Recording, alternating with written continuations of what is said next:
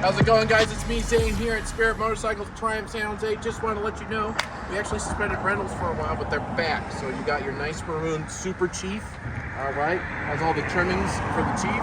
We even included the backrest on there so you can see what it's like with all the stuff on it. You got this awesome FTR S in maroon. This thing's a beauty. It's awesome at lane splitting, by the way. We got this nice silver Chieftain with the backrest on there. And then, so we got our white Challenger Dark Horse here as well, with a nice low-profile trunk. It's quick to attach, so if you don't want to ride with it, we could just take it off. Next, we have our awesome matte black Roadmaster Dark Horse. This thing is a beast. It has all the fixings for long journeys. And of course, we have a nice black bobber with the black comfort seat on there, just in case you're taking a trip all the way to Vegas. One guy did that in one day and came back the next day. It was crazy.